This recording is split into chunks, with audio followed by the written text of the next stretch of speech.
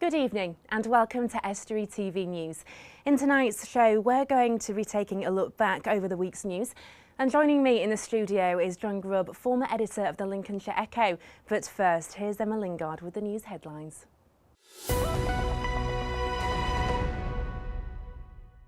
Hello, the headlines today. The biggest health inspection begins at Hull Infirmary and Castle Hill hospitals.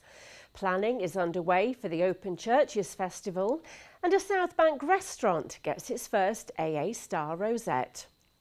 The biggest inspection of local health services takes place this week when Hull Royal Infirmary and Castle Hill hospitals come under scrutiny. Inspectors from the Care Quality Commission will begin a 2-week look at services and care provided by the Hull and East Yorkshire Hospitals NHS Trust. The A160 upgrade scheme has been submitted to the government's planning inspectorate. If given the go-ahead, it will be good news for the Port of Immingham and the Able Marine Energy Park. Since last year, a number of changes have been made to the proposal by the Highways Agency. If successful, work on the improvements could begin by summer next year. Householders in the region can expect an increase on the police precept. Matthew Grove, Humberside Police and Crime Commissioner, is proposing an increase of 1.99%, which is equivalent to a rise of 6p a week on a Band D property. The decision follows a public consultation in which 75% of residents said they were in favour of a rise. Planning is underway for this year's Open Churches Festival. In its 15th year, the event will see 85 churches across the West Lindsey area open their doors to the public. Last year, over 7,000 people visited over the 4 days in May. This year, we'll see a First World War theme be commemorated. These churches gain a lot for themselves. It is good publicity. These churches are ancient treasures. The particular church I represent is 11th century. So in the middle of a field with nothing there. But people come and they thoroughly enjoy this. Normally they don't see these churches, but for the festival the churches are decorated, people are there to explain what there is, and most of them will serve refreshments. A cup of tea is always welcome, and we have 7,000 visitors, which is a huge amount, and tourism in West Lindsey is very important. A restaurant which has only been open 2 years has achieved its first 1-star AA Rosette, the first in North East Lincolnshire to do so. The Comfy Duck at the Oaklands in Laceby underwent inspection by secret diners and had to show they were using fresh local seasonal produce. The restaurant now hopes to work towards its second rosette, which is even more challenging. Within the next 12 months, I would hope we can push for a second rosette. We're going to start making our own sausages, we're going to start making black pudding, we're making a portion of our own ice creams already. So we're going to I'm going to introduce a cheese trolley into the restaurant. We're going to add some different aspects of food dining experience to the dishes as well as the menus. In terms of where the hotel's been to where it is now, it means a great deal to the hotel, as 18 months ago the hotel was close to bankruptcy, very dilapidated, and it's been reborn. More than 1,300 residents have signed up for a scheme to save them money on their energy bills. The Lincolnshire Energy Switch scheme was set up by West Lindsey District Council to allow residents to join forces and save the pounds. Registration ends on February the 17th, and then householders will be offered the tariff from the lowest bidding energy supplier. Businesses within the northern Lincolnshire area can now bid for grants as part of the South Bank Engineering Apprenticeship Programme. The grants of up to £6,000 are part of a wider job creation scheme. So far, 39 businesses have benefited from the funding and 58 new engineering apprenticeships have been created. The first female chief officer has been appointed as Assistant Chief Constable of Lincolnshire Police. Heather Roach has served with the force for 27 years and was the first female to be selected for the Strategic Command course operated by the National College of Policing. And finally, popular artist Jessica Vorsanger will be the artist in residence after Scunthorpe's 2021 Centre won the Museums at Night competition for the second year. The event takes place in Museums and Galleries galleries across the UK in May. Jessica will work with an audience to become part of her artwork, which often exposes celebrity culture and what it means to be a fan. And that's all from me. Goodbye. Tonight we'll be looking back over the week's news and the issues that have been raised. My guest is award-winning journalist John Grubb. His career has included time in newspapers around the country, and for the last 10 years he has been an editor in Scunthorpe and latterly in Lincoln at The Echo. John is now the owner and managing director of Grubb Street Media. Hello John, welcome. Hi. How are you? Not too bad, thanks, not too bad. Good, good. And what stories do you have today then? Well, the first story that's piqued my interest is the front page of this week's Scunthorpe Telegraph about North Lincolnshire Council's decision to make parking free for 2 hours in the town centre.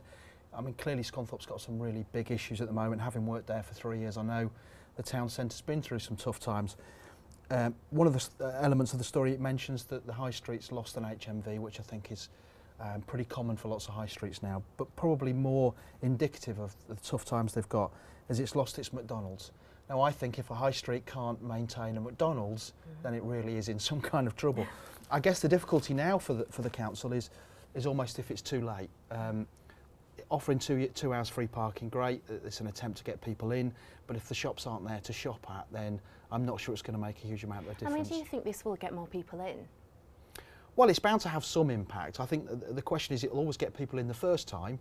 The question is will they come back again? Right. And whether they come back again will depend almost entirely upon whether the shopping experience has been a good one and whether or not actually out-of-town shopping centres offer them something better. But it's a big risk by the council because clearly car parking these days is one of the big revenue earners for councils. It's really tough times for them. So actually this will be costing North Lincolnshire Council a considerable amount of money. Do you think it's worth the money, John? Well, I think they've got to do something. At the end of the day, traders are up in arms. Clearly, they're worried. Lots of jobs rely on the high street. So I think if the council isn't seen to be doing something, then they'll be in for a hard ride at the next election. I mean, I suppose this is kind of like a step forward, isn't it? That it's going forwards, not backwards, would you say? I think so. I mean, as I say, I think the big question is whether it's almost they've left it too late. I think if you lose an M&S and you lose a McDonald's, that's you know that's sending out a signal to other traders, and you then rely upon local businesses to kind of fill the gap. Right, okay, what have we got next?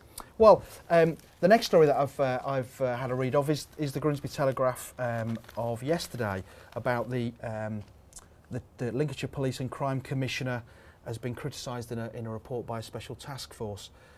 They described his decision to suspend the Chief Constable as damaging and costly situation, which should have been avoided. I mean, the crime commissioners have been quite an interesting development, I guess, for local democracy. They've had a bit of a tough time, I think, both in Hull and Lincolnshire. Quite a lot of controversy surrounding some of the decisions they've made, and I think it's an interesting how democracy works, because on the one hand, you know, we do have now somebody that we can expect to carry the public's wishes into the way that policing is done in the counties that we live in. Of course, the downside is that once you've voted them in, you've got them for 5 years. And if you then start to disagree with the way that they're running things, there's very little you can do about it until the next time they're up for re-election. I mean, do you think this role has been a success, John? Because obviously, you know, kind of media's been all around it, haven't they? And, you know, will it work, won't it work? And the government brought it in. Do you think it's been a success so far? Do you think it's still time will tell, maybe? I think the structure itself, I've always been a big advocate of crime commissioners, because I do think that, you know, that it's public money that's spent on policing. I do think the public should have an important role in deciding not necessarily the operational elements of the police force, but certainly strategically, you know, what should the police force be concentrating on? What do the public want them to spend their resources on? So I think as a concept, I think crime commissioners are right. That said, doesn't necessarily mean that the crime commissioners you get are always going to work out as well as you might hope. Okay, and what else have we been looking at? Well, the next story, I just think it's such a lovely and timely story on the front of the Cleethorpes Chronicle. It's essentially a story, I mean, quite a bizarre story really in one respect, that somebody has stumbled across a bag in an allotment in Grimsby full of letters, medals and I mean, memorabilia. this is lovely, isn't it? It's It's a really amazing lovely story. And of course this bag of goodies, if you like, has revealed this amazing story of a World War I soldier and his love affair and eventual marriage, Lieutenant Sutherland and Miss Garlick, and how their whole life has kind of panned out. And as I say, timely. It's almost it's quite amazing that this bag has been, first of all, dumped, really. I mean, why would anybody do such a thing? Secondly, that it's been found, and it's all happened in this year when clearly the First World War's, you know, such an important anniversary. So it's a lovely tale. It's nice to see, I think, a different kind of story as well. So, it's a lovely read. It is, definitely. What else have we got then, John? Well, I'm particularly interested in the story which has appeared in the Market Raisin Mail, but of course has been covered in newspapers up and down the counties about school results.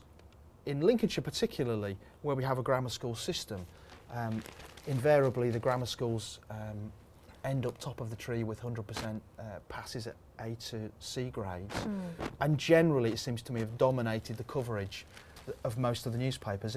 And in many ways, although these schools deserve, you know, a great deal of credit for getting such great results, I think one of the problems of the current system of league tables is that it, particularly in an area with grammar schools, is what it tends to do is it shines a light on schools that have got good results, but actually good results isn't the be-all and end-all of a schooling system. It seems to me that the non-selective schools, the schools that take people from a catchment and improve their attainment, are the schools that we should be looking for. So what I think they call in education circles value added, because actually if you pluck all the most academically bright pupils, you would expect them to get the best exam results. So I think one of the issues I think is the papers haven't actually dug underneath the headline figures and started to look at which of those schools that are actually educating pupils and turning out brighter pupils than those that arrived.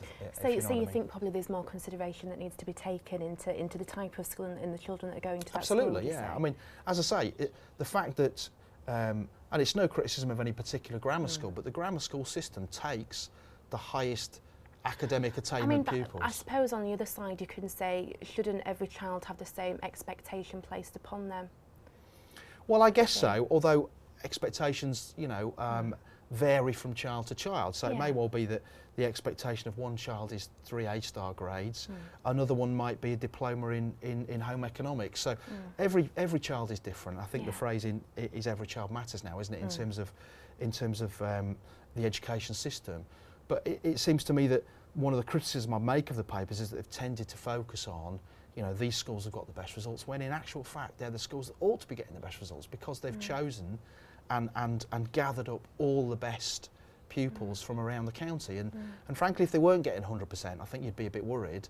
It's those schools below that, of course, all their brightest kids have gone, so their averages are going to be down. It's how are they performing that seems to me to be the most important thing. But then I suppose you've got to be careful when you say that, haven't you? Because obviously in state schools you get a lot of bright pupils and there's a lot of talent and there's a lot of potential, and they're able to get, you know, the same grade as some people that, you know, some pupils that go to private school as well. Well, they can do, absolutely. I think it's a different system in North and North East Lincolnshire than it is in Lincolnshire County, you know, where the grammar school system exists. So you know, it seems to me that there's all sorts of debates, political and otherwise, around school league tables and whether they're right or wrong.